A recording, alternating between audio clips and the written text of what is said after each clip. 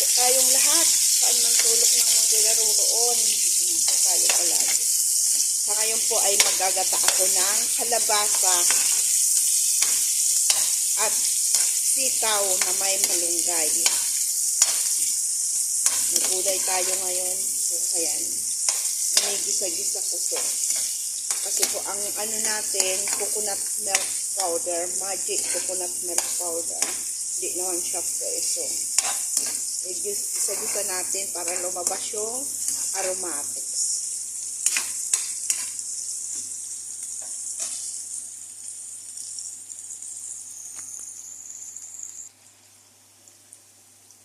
Ilagay natin itong pakpak ng manok.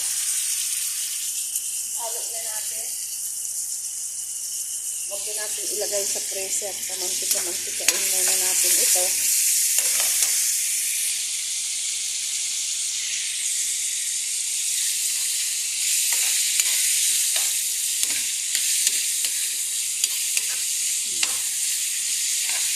Kung ano po ang actual na nakikita, yun na lang po. Yun po yun. Hindi na ako basta i-edit.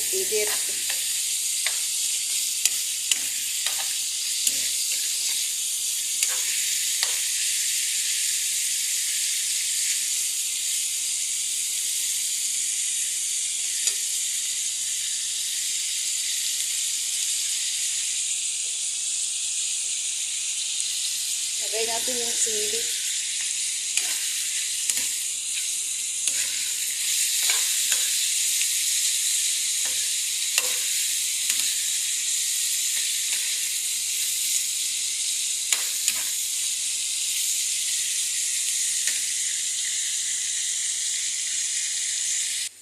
Ito yung ano natin, kalabasa at sitaw. So, ito naman yung ating malunggay. Hinugasan ko na po yan, oh. Ito yung sobra. Huwag natin ubusin. Ang mahal ng malunggay kaya ay. Ayan.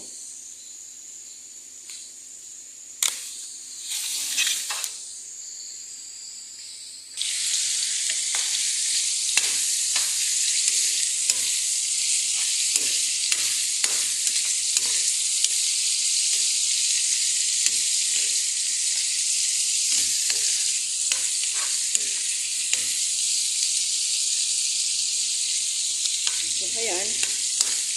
Lagyan na natin itong kalabasa at saka sitaw. Paghaluin na natin para madali.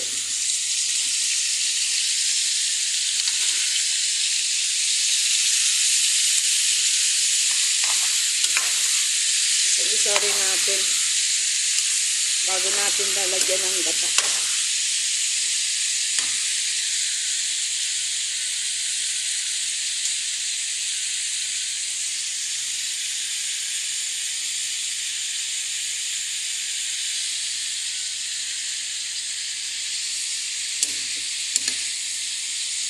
Kasi yung sitaw natin, naka-freezer na yan.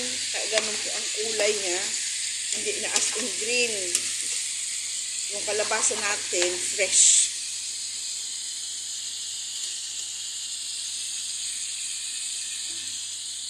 Ganito po siya, kalabasa. Malago ho. Ito ang mga ganitong kalabasa. Gusto ko malago.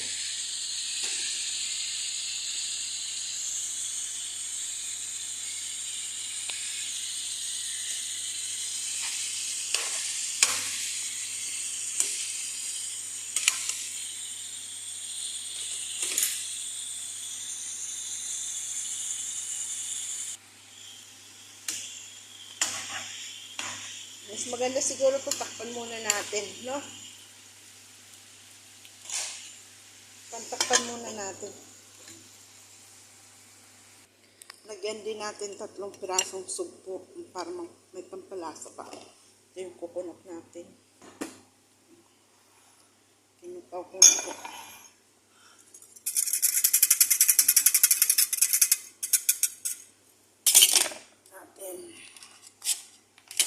Tingnan natin ito.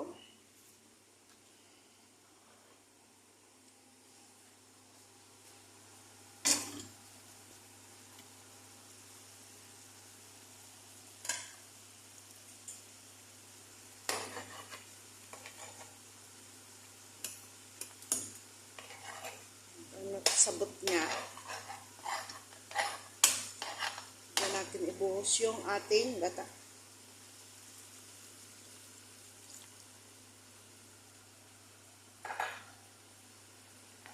Gusto ko dahil may sabaw-sabaw siya dahil sino? Yes! So, ayan na. Lagyan na natin siyang bitsin. Tas-tasin.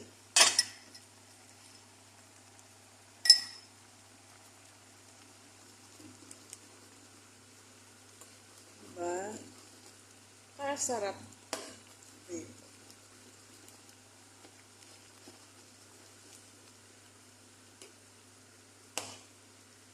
Kalabasa with sitaw.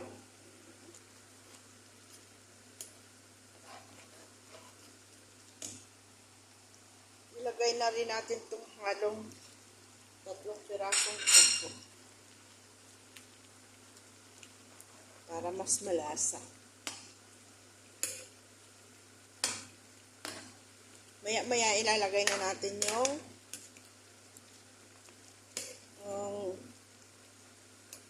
malunggay.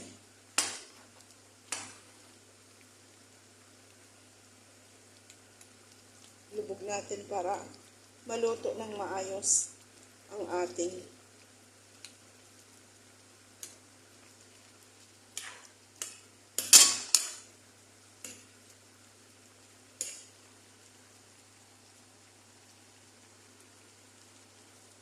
ang ganda ng kulay.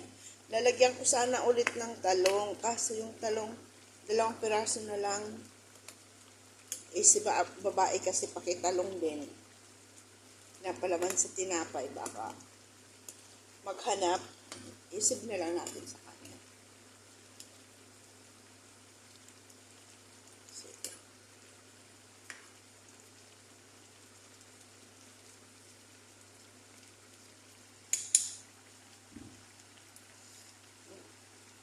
Sarap na.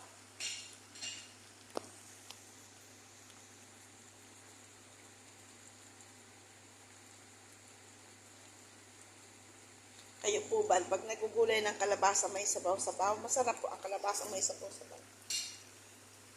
Durugan natin ng konti para manamis-namis.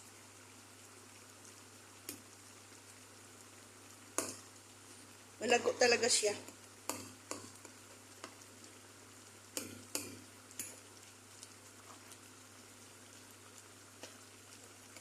Malago.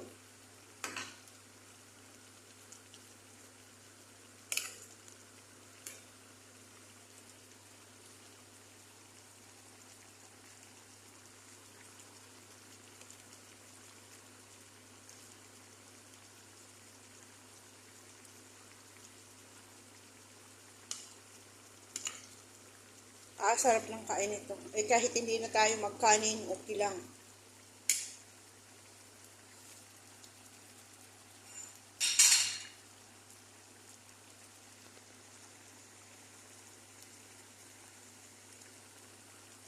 Yung gata, na may gata ka na, may sabaw ka pa.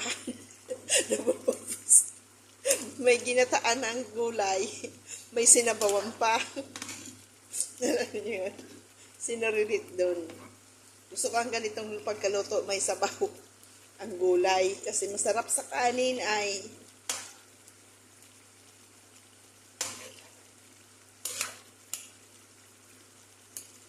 may gulay ka na, may sinabawan ka pa.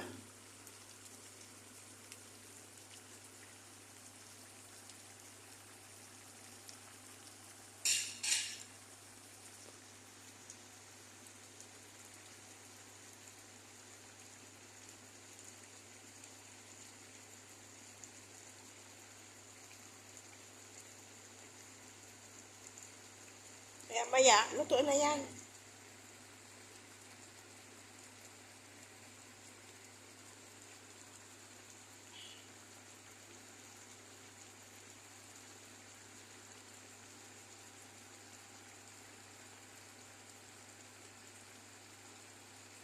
Pagkain ho nila is manok. Yan ang pagkain nila. Oh. Ako ako, gulay. Tapos ito, ang gulay nila, patatas at pinagyan ng ang tomato paste. Ito ang gusto kong ulam. Ito ang namimiss ko. Mga gulay-gulay ba? Habang kasing tumatanda tayo, nagkakaedad tayo, kailangan tayo maano sa gulay. Kasi ang gulay, healthy yan eh. Mas healthy ang mga gulay.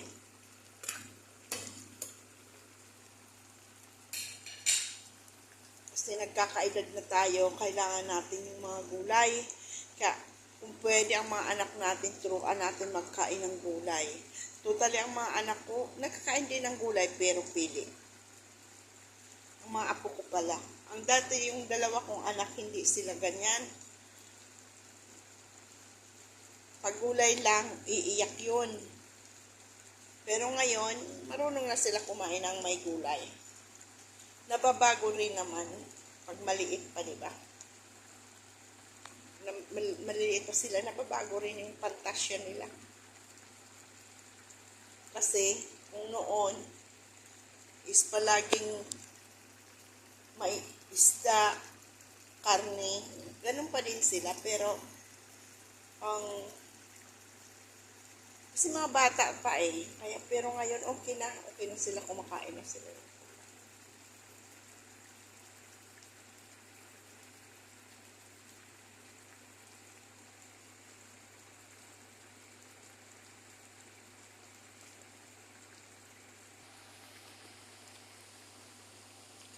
Creamy.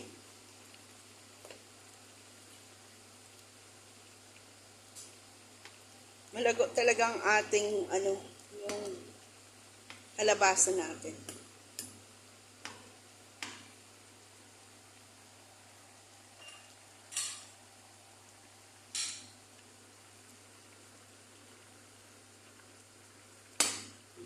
Malago siya. Magdurog tayo kasi natin, durugan natin. Hindi ko madurog kasi nahawak ko ang cellphone.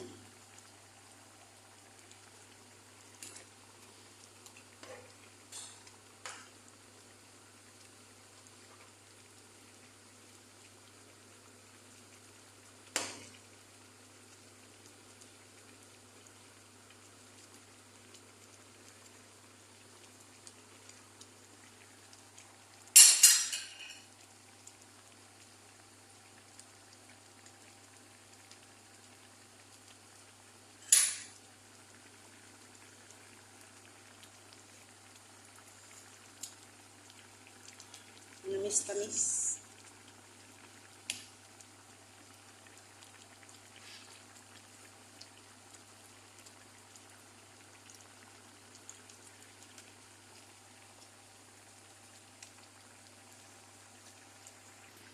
Nilagyan ko ng chili powder kasi yung sili natin hindi ko dinuro.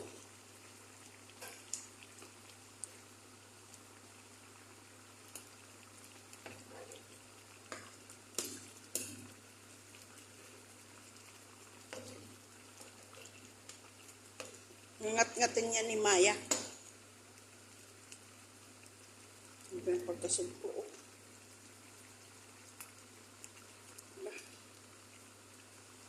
Sarap na ito.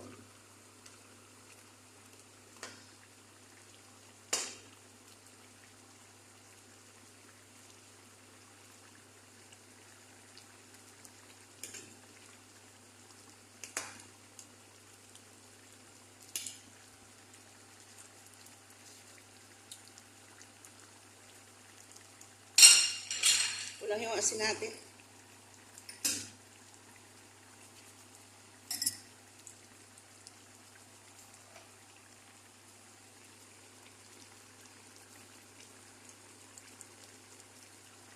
Lagay na natin yung ating malunggay. Nugasan ko po yan. Kasi dito kailangan nugasan ang malunggay.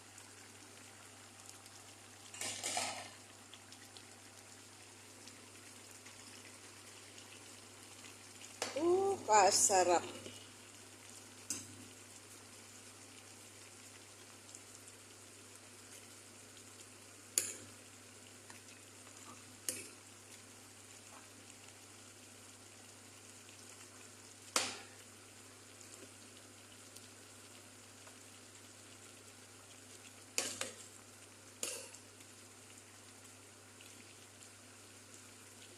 O, diba?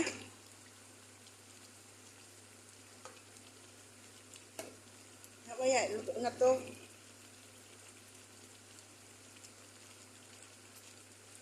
Kasi, ang malunggay ho, madali lang maluto.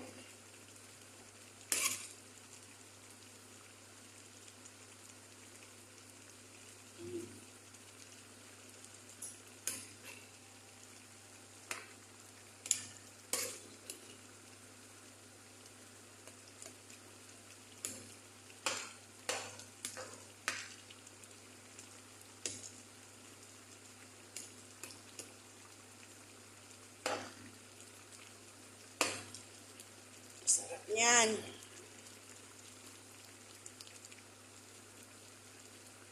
Diba?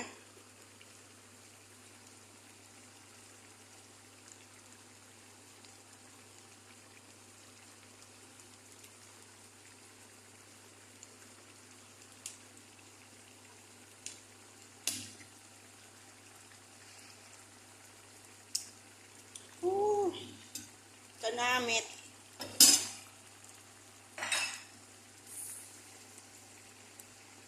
Kalamit.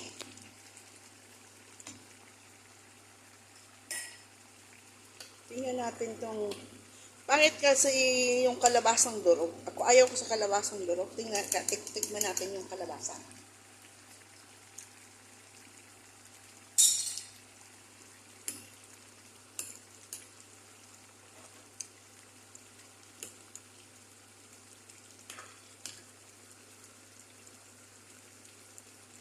Ang lago ng kalabasa, really, ang sarap.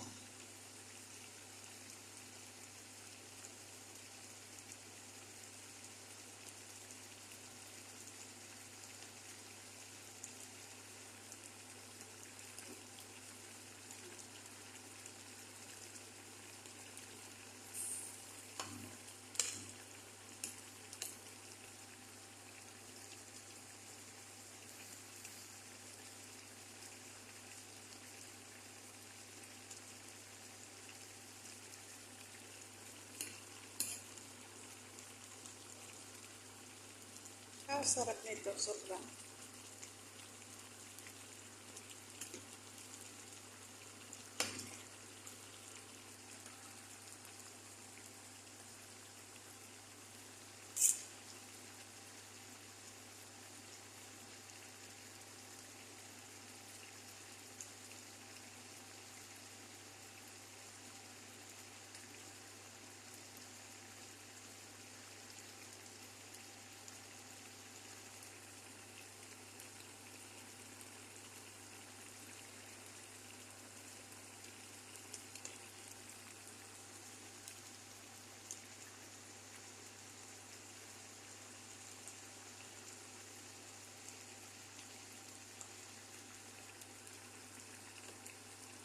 May gulay ka na, may sanabawan ka pa. Saan ka pa? Sarap kasi ang sabaw na pagkalabasa, masarap sa sabaw sa kanin. So, hayan, okay na ho ito. Okay na yan. Ayan, it's ready done. Yan, maraming salamat po sa walang sawang suporta ninyo sa akin. God bless you po. O, ayan na po. Lord, thank you po sa pod. Tikiman portion na tayo. Muusok pa, oh.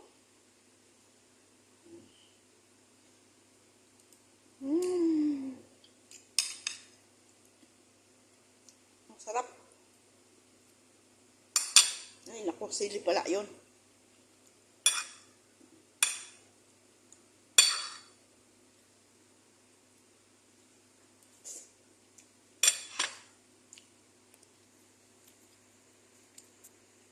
Ang sarap, ayan na po.